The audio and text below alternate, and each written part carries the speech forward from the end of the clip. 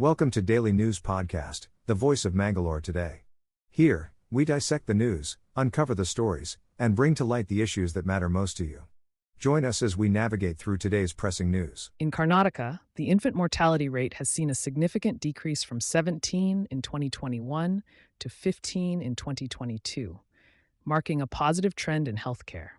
This improvement is attributed to enhanced healthcare management and upgraded neonatal care facilities. Both urban and rural areas have witnessed nearly a 50% drop in IMR. Dr. Rajath Athreya highlighted the rise in institutional deliveries, upgraded government facilities, and advanced technologies as key factors in reducing infant mortality. Major causes of infant mortality like infections, premature births, and congenital defects are being addressed through improved care and access to facilities, especially in Tier 2 and Tier 3 cities. However, the focus now is on reducing regional disparities, enhancing human resources and infrastructure to achieve the goal of single-digit newborn mortality by 2030. Collaboration between the government and private sectors, along with initiatives like Kangaroo Mother Care, are contributing to better healthcare outcomes and lower mortality rates in Karnataka. This morning in Goregaon, West Mumbai, a somber atmosphere enveloped the Kunder residence as the community gathered to bid farewell to First Officer Clive Kunder, who tragically lost his life in the Air India plane crash in Ahmedabad. Friends, family, and neighbors paid their respects as Clive's body arrived from Ahmedabad, amidst wreaths, folded hands, and silent tears. The courtyard was adorned with white and red flowers as loved ones sat in silence beside the coffin, reflecting on Clive's ambition, humility, and warm smile. A brass band played mournful melodies as Clive's final journey began, with his family walking together for strength. Colleagues remembered Clive for his discipline and passion for flying, as the young pilot's untimely departure left a void in the hearts of many. The community bid a dignified adieu to Clive, a cherished individual known for his kindness both in the skies and on the ground. In a shocking turn of events, an academic fraud case has been uncovered in Udupi district, with a fake NEET scorecard circulating among students. After the NEET 2025 results were announced, a student from Udupi claimed to have secured top ranks, only to be exposed later by classmates for fabricating his marks. The forged scorecard had several discrepancies, including different font styles, an incorrect examination year, and an altered government logo. The student's attempt to mislead educational institutions has sparked outrage, leading to demands for a thorough investigation by the authorities. Concerns about a wider racket of fake scorecards have emerged, emphasizing the need to crack down on such malpractices to uphold the integrity of the education system. In a proud moment for Mangaluru, the new Mangalore Port Authority, NMPA, has clinched the esteemed Greentech 24th Global Environment Award 2025 for its remarkable efforts in environmental protection. This accolade, presented at the 24th Greentech Environment and Sustainability Summit in New Delhi, commends NMPA's dedication to eco-conscious operations and sustainable development.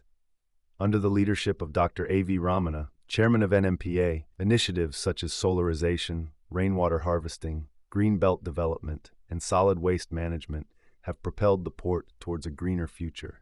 With a focus on renewable energy, water conservation, and emission reduction, NMPA's commitment to sustainability sets a commendable example for the maritime industry.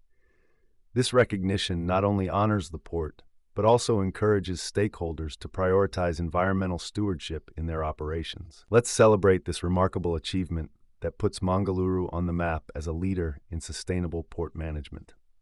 A tragic incident has shaken Badagundi in Navur village as a man took the life of his pregnant wife before ending his own.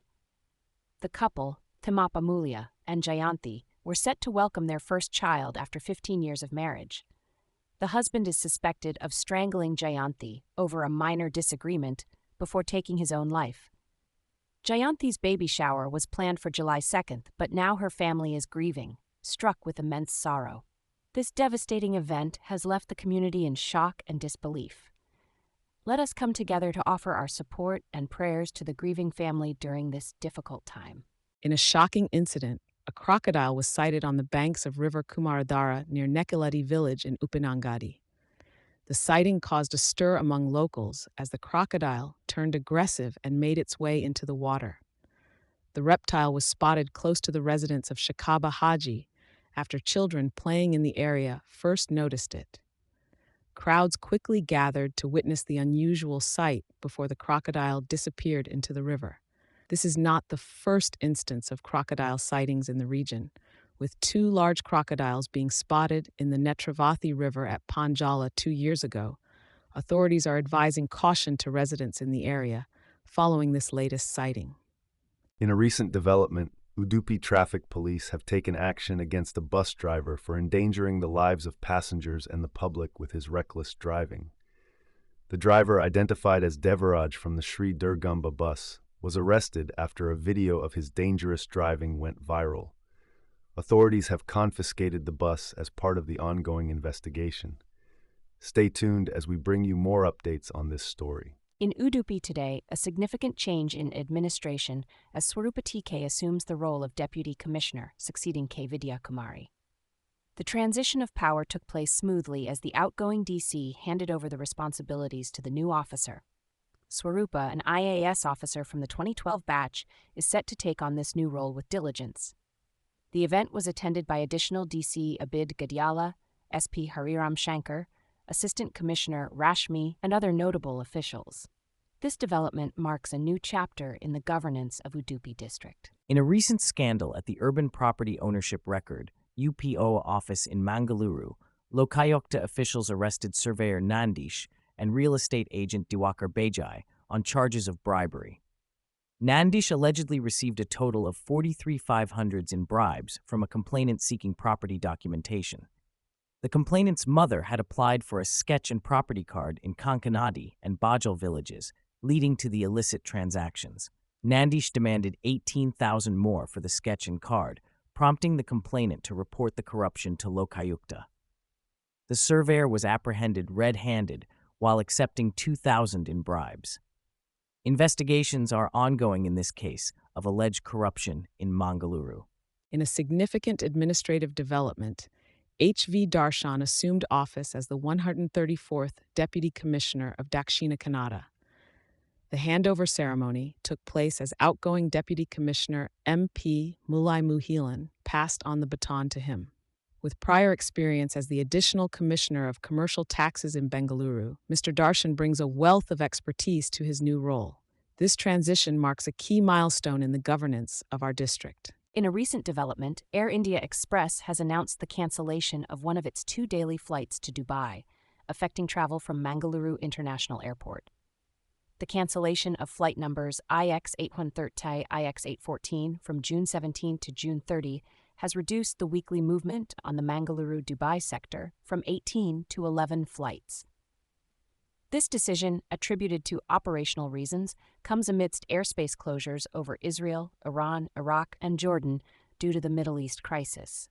The ongoing situation has prompted airlines to reroute or cancel flights, impacting travel between Europe, Asia, and West Asia.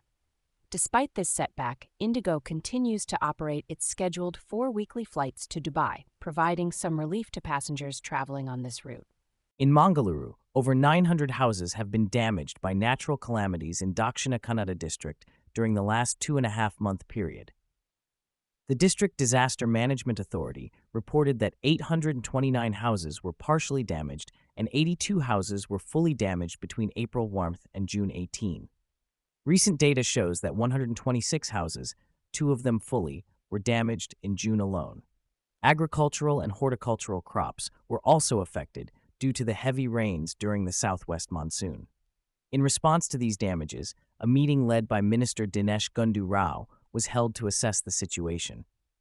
It was highlighted that 2 individuals from Savanalu village risked their lives by crossing a swollen river on a 2-wheeler, leading to the minister directing officials to take legal action against them.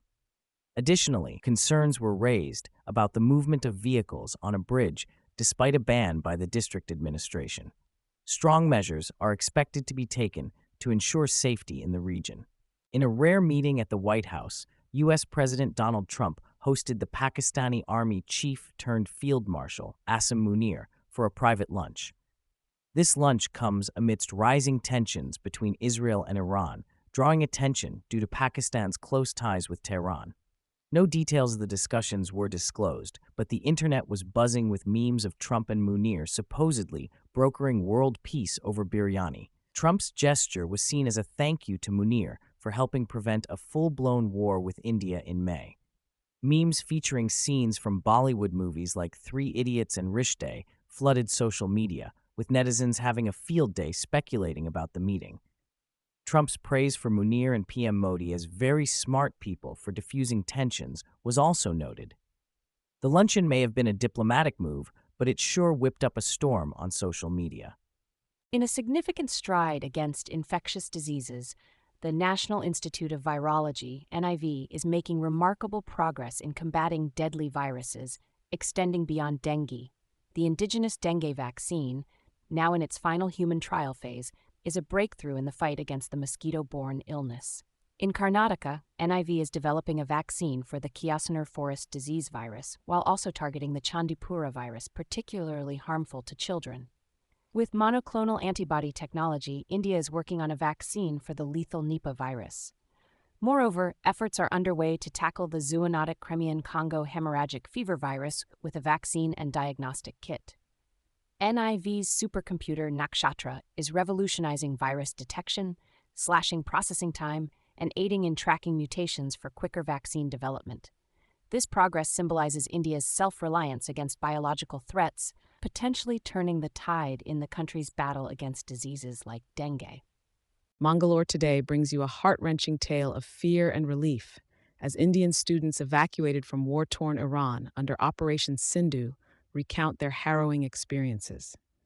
Mir Khalif, a student from Kashmir, described the horrors of living through missile strikes and bombings, while Varta and Ali Akbar shared similar tales of terror. Minister of State for External Affairs Kirti Vardhan Singh warmly welcomed the evacuated students at Delhi Airport, reaffirming India's commitment to citizens' safety abroad. As evacuation efforts continue, more flights are scheduled for rescue operations from Iran and Turkmenistan. Parents anxiously waited at the airport to reunite with their children, expressing gratitude for their safe return, but urging the government to bring back all stranded students. The Jammu and Kashmir Students Association also extended their thanks to Prime Minister Narendra Modi and External Affairs Minister S. Jaishankar for the successful evacuation mission. Mangalore, June 19, 2025. Shock and fear grip residents of MN Belief Flora apartments in New Micro layout Bagur as human skull and bones are discovered in a percolation pit. The residents are reluctant to share information, with an air of agitation prevailing at the site. The skeletal remains were found in a rainwater harvesting chamber blocked by silt and debris. Local witnesses recall spotting an ambulance at the scene on Monday night after the discovery. Police have confirmed the remains to be of a male and continue their investigation. Some locals speculate on a construction worker's tragic accident during the building's development 6 years ago. The community remains cautious, hoping that the incident will not tarnish the reputation of the apartment complex. Stay tuned as more updates on this mysterious discovery unfold. India is set to send the black box from the recent Air India plane crash to the U.S. for analysis. The recorder, damaged in the post-crash fire, has critical data needed for investigation. The Director General of India's Aircraft Accident Investigation Bureau denied reports of data extraction issues. The crash of the Boeing Dreamliner resulted in the loss of 241 lives on board and 30 on the ground. The black box, comprising the flight data recorder and cockpit voice recorder, will be analyzed at the National Transportation Safety Board in Washington. The UK's Air Accidents Investigation Branch will also be involved. Stay tuned for updates on this tragic aviation disaster. 110 Indian students stranded in Iran have been successfully evacuated and have arrived at Delhi's Indira Gandhi International Airport. Majority of these students, 90 of them, are from Jammu and Kashmir. The students, who were studying at Urmia Medical University, were the first group to be evacuated and were transited via Armenia and Doha. The evacuation comes in the midst of escalating tensions between Iran and Israel, resulting in distress among the families of Indian students. Massive protests have been held in Kashmir, demanding government intervention. More than 13,000 Indian students, many pursuing medical degrees, are currently in Iran. The Jammu and Kashmir Students Association has expressed gratitude to PM Narendra Modi and External Affairs Minister S. Jaishankar for the evacuation. The union government has arranged all flight tickets free of cost, ensuring a smooth journey for the students.